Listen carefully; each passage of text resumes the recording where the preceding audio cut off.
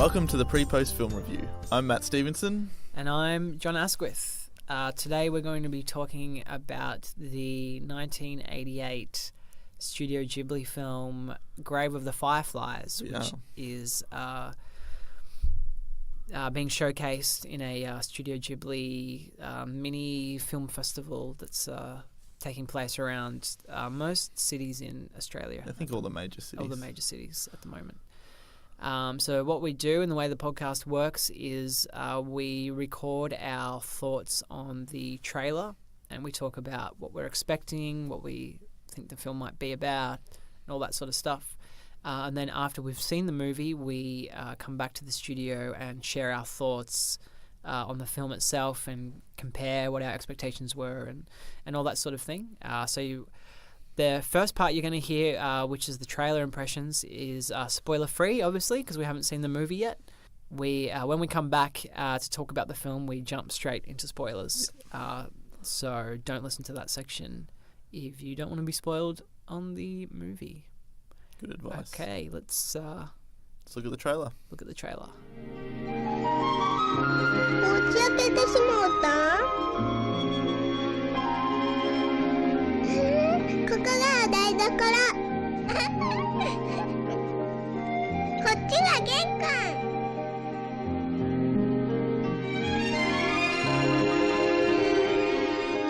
So here we are in the studio, having just watched the trailer for the 1988 film Grave of the Fireflies, because this episode we're doing something a little bit different and focusing on an older film, given that there's a upcoming Studio Ghibli showcase playing in Melbourne. We thought it would be a good chance to catch up on Grave of the Fireflies, which neither I nor John has seen. So having watched the trailer, John, what do you think? What do you think we're in for?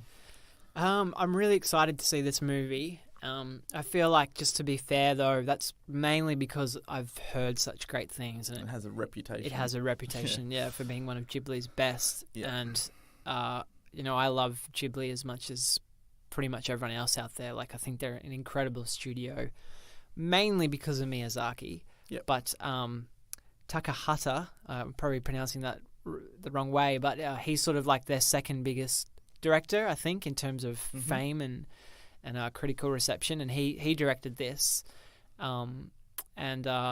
it's got amazing sort of word of mouth and reviews. Not that I've read anything specific, but I just know that it's well reviewed. Yeah. In terms of the trailer itself, I think it looks really interesting. It looks very emotional, beautiful animation and artwork, of course. It seems to not have the fantastical elements that Miyazaki often has in his films. I think perhaps of its time in '88, that's probably something that made it stand out from the Ghibli stuff, right? I think you might be right.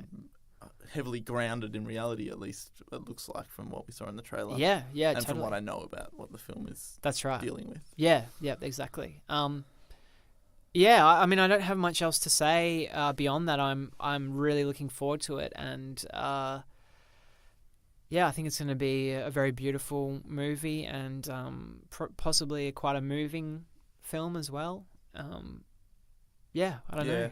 What do you think? I feel a similar way. I think I kind of see this as a big blind spot for me in terms of the Ghibli films, because I've seen quite a few. And this is one that's highly regarded by a lot of people that I've never caught up with. So I'm sort of really excited to get the chance to see this, especially on a big screen. Absolutely. I guess I'm a little hesitant because I feel my expectations could be a bit too high.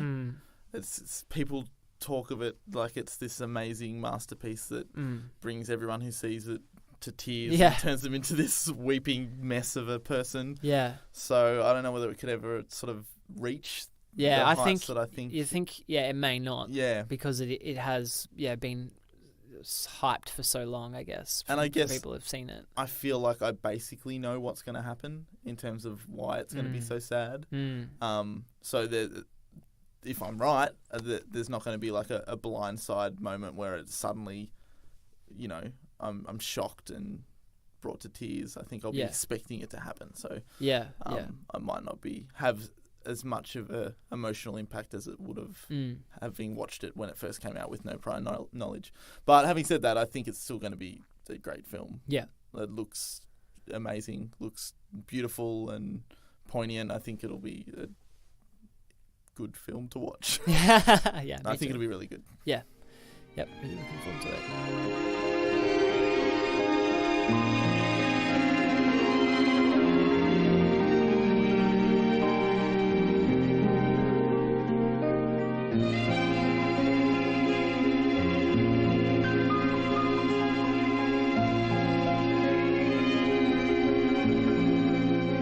All right, here we are in the studio after having seen Grave of the Fireflies at the showcase that's on at the moment. Ghibli Showcase in Melbourne and most cities around Australia, I think. So I'm going to throw to you, Matt, and ask what your general thoughts were having finally seen this much touted classic of Japanese animation. Yeah, well, I had pretty high expectations going into this, given the reputation that it has. I was a little bit worried that it wouldn't be as sad or as impactful as what a lot of people made out. But I was really impressed. It blew me away, this film, actually. And it was so different to what I expected it to be. It was so bleak. Like, holy crap, it was honestly one of the toughest films that I've had to sit through, I reckon. Yeah. I think that's what impressed me most. I was anticipating a film that was going to be kind of a kiddie adventure story of two siblings during World War II that had a big ending where one of them died, and it was really sad. But this film wasn't that at all. No. It was basically 90 minutes of watching children starve to death. And, it's tough. It's really tough. And it didn't bring me to tears, actually, just in terms of the emotion. But it was just so brutally bleak. It was a soul-draining experience. And I mean that as a compliment. I don't mean that as it was a bad film. It was a tough film, but I think that's to its credit. It did really well at what it was trying to do. What about you? What did you think of the film, John? Yeah, I agree. I knowing that it was such a well-loved and classic of Ghibli, and I had sort of over the years avoided looking at it too much, whether reading about it or watching clips or whatever, because I wanted my experience to be fresh when I saw it. And so I didn't really know what it was about other than the World War II and the siblings. I was totally shocked by how bleak and depressing it was. What I really love is that it starts with, and again, it's like spoilers, guys, for this, and if you haven't seen the movie, stop now, because you really deserve to see this not knowing anything. But it starts with the death of the main character. That's true. And his sort of ghost, I guess, gets reunited with his sister. So you presume she is already dead. Yeah, you kind of know from the start. Yeah, that they're both dead. And so already there's this that's so, you don't normally see kids like this, reuniting in the afterlife or whatever, and they're so young. And then, you go back and there are moments of happiness in the movie that I almost couldn't stand, because I knew they weren't going to last. Coming, I knew what was coming. And so it's just such a genius way of setting up the film, and having you emotionally hooked straight away.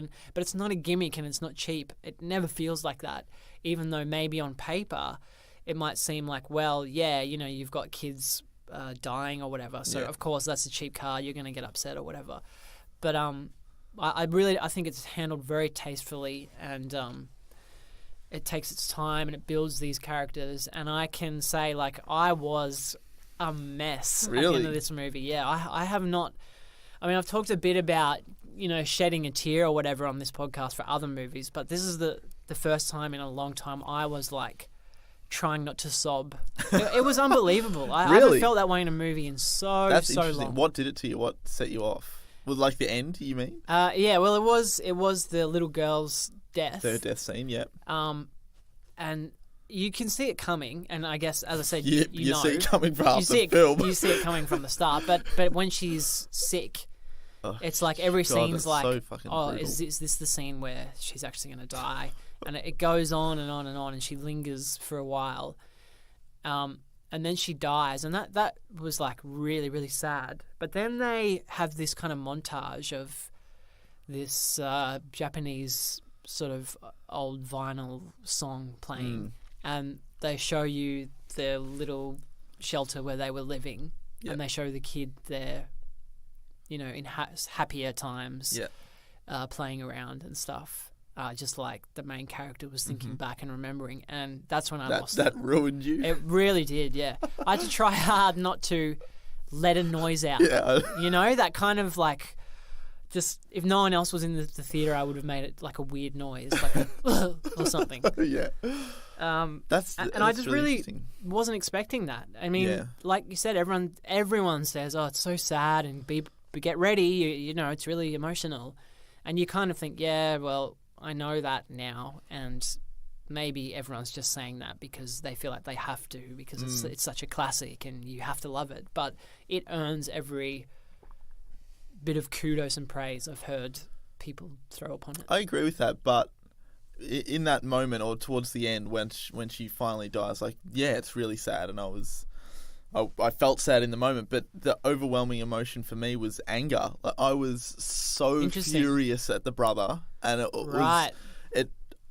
I think that's the point of the film in a lot of ways, like about his pride and stubbornness. Like, he could have gone back to the auntie's house so many times, but he was too proud to go back and like beg for help or get any kind of assistance from anyone. It took him like right until the end to take her to a fucking doctor. It's like, you prick. Like, she's on the verge of death. He has all this money in the bank that he only gets out right at the end that he was just sitting on. Yeah. It was infuriating, but like in a good way. Like, I think it's this like parable of the dangers of pride and what that can lead to. Yeah. But I think that's what undercut the sadness for me, was just this rage at the brother and like, look what has happened because you were unwilling to do these things. Interesting. I think that's an element to it, but I didn't really take that from it. I think you're totally right, and that's definitely there, and maybe there's a comparison there to his pride, his sort of pride and arrogance, and how that was how Japan in general was kind of acting around that time. And I think so. I think it's like a metaphor for stubborn and causing all this suffering. Yeah. But at the same time, there's this kind of undercurrent of like no one's paying attention to him. All the adults in the movie are pretty shitty towards him for most of the time. Like the aunt they stay with is like weirdly like just horrible. Yeah, she is really bad. And keeps their rations and gives them like the leftovers sort of or whatever she does. And there's when he finds out that his father's dead at the bank, and no one cares, and like he grabs an adult and says, "What do you mean? What do you mean? Was my dad on that ship or whatever?" And he gets thrown away, sort of. He goes to see the doctor, and the doctor has little time for him and his sister, and says, "It's just food. It's just food." And so I can see why the brother was just trying to feed her and get food for her, because he was told by this doctor like she just needs to eat, when obviously it was something more than that, right? Because she had the scabs and stuff all over it. Like, or was that all it was? I read it as that, but then maybe that's a good point. Maybe it wasn't. Maybe it was he was just dismissing it as, nothing but food, like she's malnourished. Yeah, and so dismissive of. He was dismissive that they'll no just be able to get food, and no thought to what was going on. I mean, they lost both their parents and had no one else to turn to, really. I agree that he should have gone to the auntie at some stage. Yeah. Or got the money out of the bank. Yeah, or got the money out. Yeah, that's right. But I think it was easy to forget that he was a kid as well, and that he was confused and getting mixed messages from adults. And that doesn't excuse him ultimately from doing kind of nothing or trying to take care of her in his own way, which was never going to work. But I think Yeah. it excuses him a little bit. Well, yeah, I think it makes it understandable, which I think is to the credit of the film, right? Like even though I was angry at him, the film takes you to that point, so you understand his psychology and why, or how he got to that point. Yeah. Which was incredible. I really liked at the beginning one of the opening shots of the the bombers flying over and dropping the fire things. it wasn't napalm, I suppose, but whatever it was, like the fire bombs Yeah. on the village. And not only was that like an amazingly beautiful or evocative shot, not beautiful, it's frightening. Or the one where you first see and you look up and you can see them like coming that was really straight scary. down. It was frightening, right? Like you wanted to just duck out of the way. Like, Jesus. Yeah, absolutely. But what I loved about it was so horrific and frightening at the beginning of the film, but at the end of the film you have the same thing happening to the village, but suddenly it's like completely flipped, and this is like his opportunity to steal stuff, and that was like he was like waiting for these things because they were bringing him like life in a way instead of death at the start. It's like his opportunity to actually get food and survive was provided by the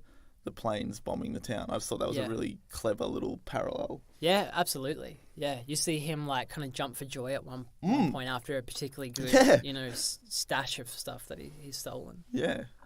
Speaking of him like jumping for joy at the end, that's the other thing I kind of liked about the film was he almost sort of spirals into madness like at that point.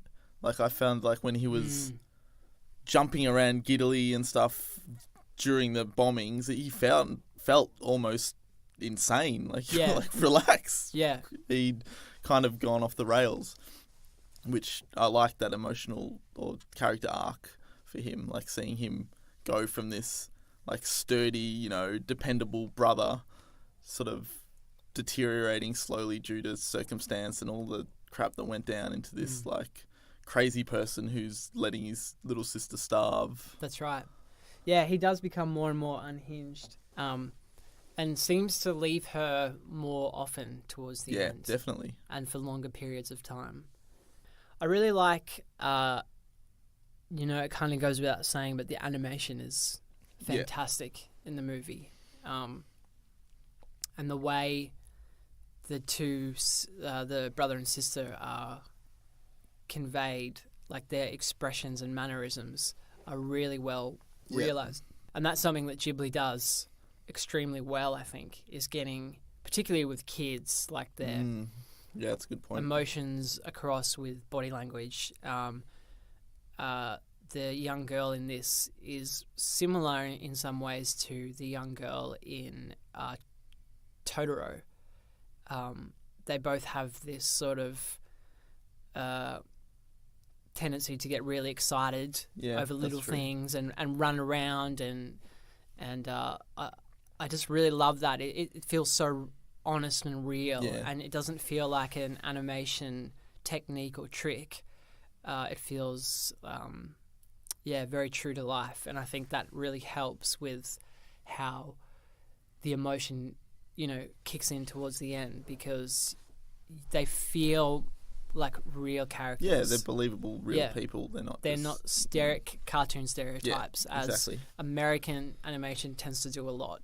Which is like, here's the archetype, here's their this little cute animation, which we've tailored so much to be cute that it's like a caricature of something, whereas this feels grounded and real. And in that sense, I think the animation adds a lot to it, but in terms of just the story, it's kind of almost like a live action film. Like it could have been shot, I think, as a live action film. I think it's got like, it's almost disarming, the animated style. Like, you're so used to animated films being not always happy, but at least not this bleak. That's right. And it sort of catches you off guard when it starts dealing with all this subject matter and the path that it ends up going down. Yeah. It's kind of, I don't know, it weakens your resolve and you get caught up in it a lot easier Yeah. than you would perhaps if you knew you were going to a live action That's World right. War II film. Yeah, I think you're totally right.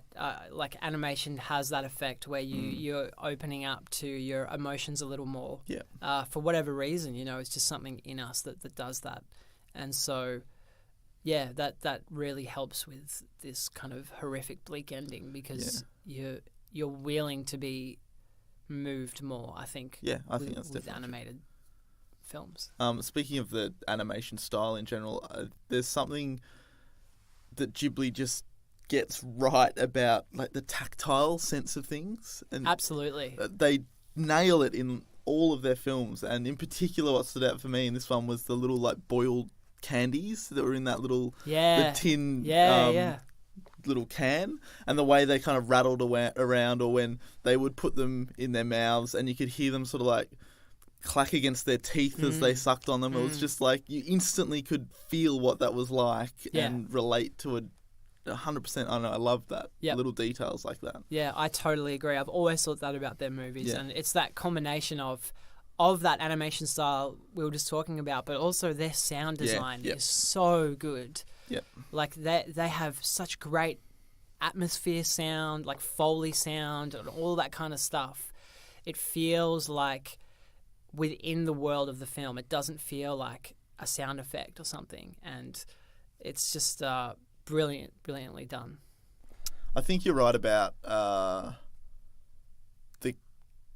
the character complexity as well. Like I think that's one of the things I loved about it, in that they're not just stereotypes like you said. Like the brother, the wide emotional range I went through with him, like of hating him, feeling sorry for him, understanding like his plight.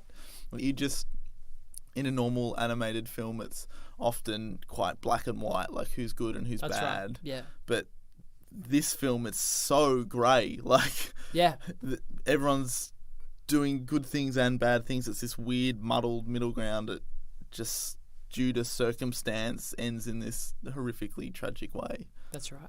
Yep.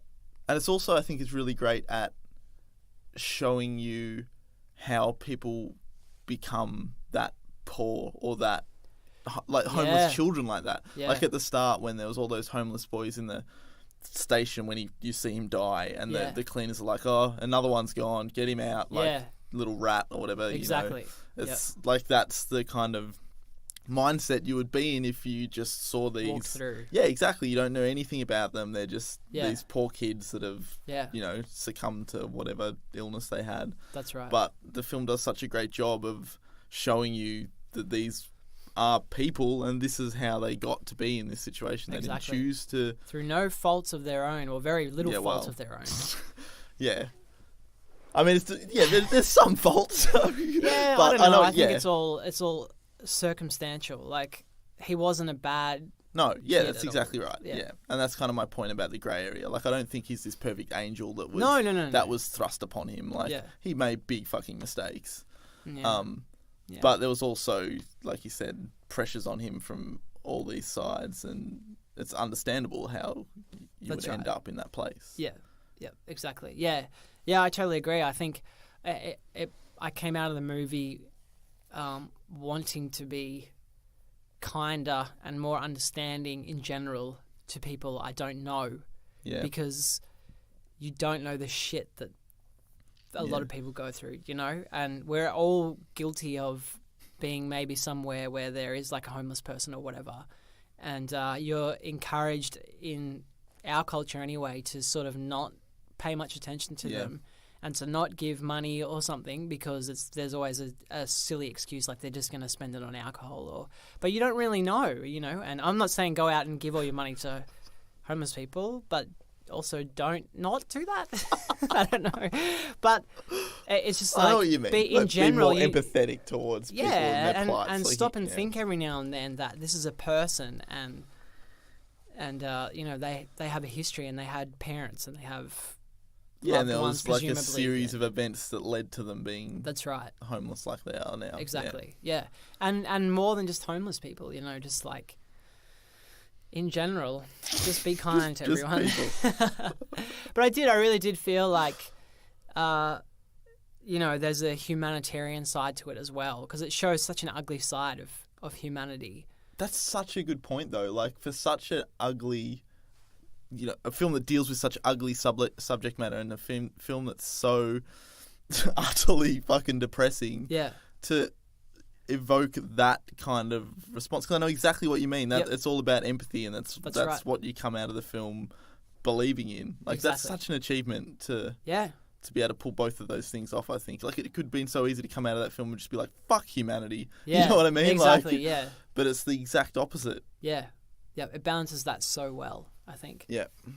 I really liked. It was towards the end of the film when, like, the family moves back into.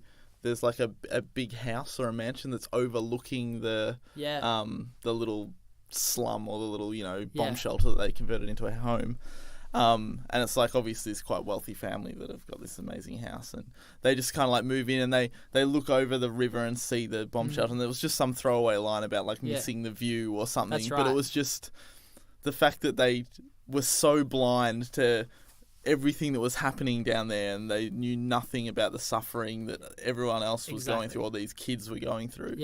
I don't know, it summed up so much in such a tiny little moment that was just a throwaway scene. I totally agree.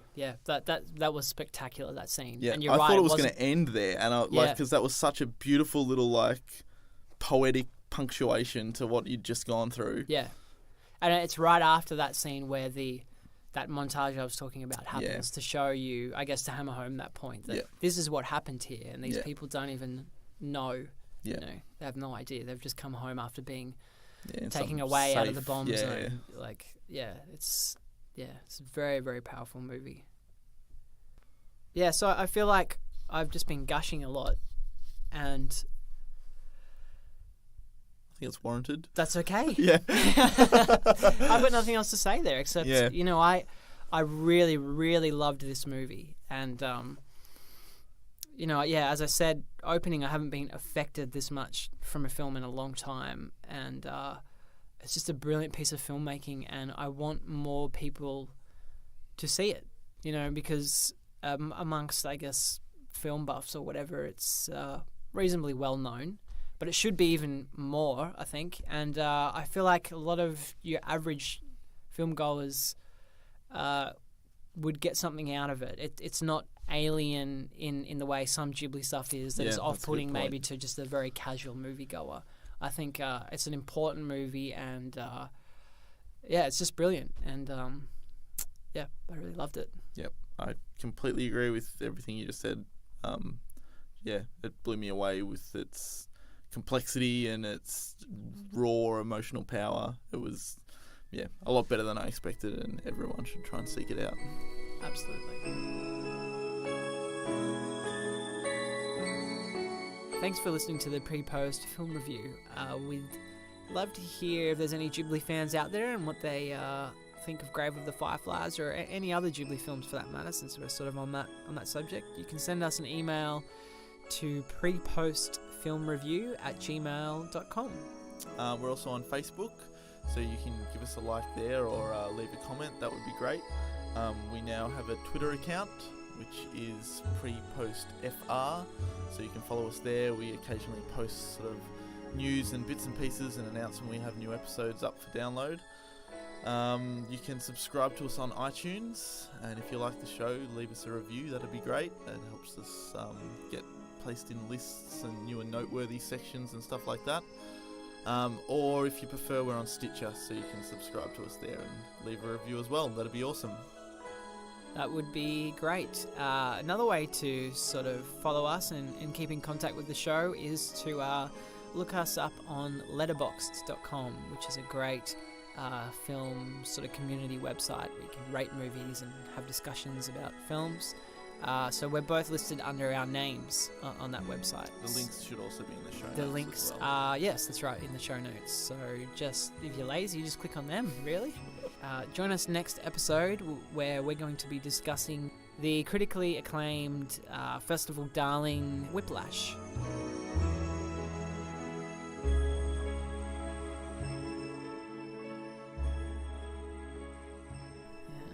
I don't know what the last one was. I think We talked about on the podcast, like tearing up a bit in Dragon. but that wasn't the same. Yeah, compared to this. I know what you mean. That's like a That's like that. Pixar tear. Yeah. It's like you get a bit watery. You may even have a one or two, but it's not really. It's not crying. Yeah. You know, there's a difference between tearing up and crying, that's and a good I was point. fucking crying in this. Like I had wavery wobble, lips and lip everything. wobble, Yeah, and just like.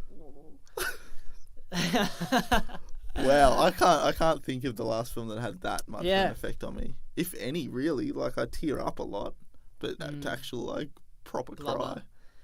I don't know. Yeah, that's I a cried a good fair point. bit when I saw the apartment, which I watched at home that one night. Yeah. But that was also because I was home alone and I just kind of like let it out. You know what I mean? Yeah.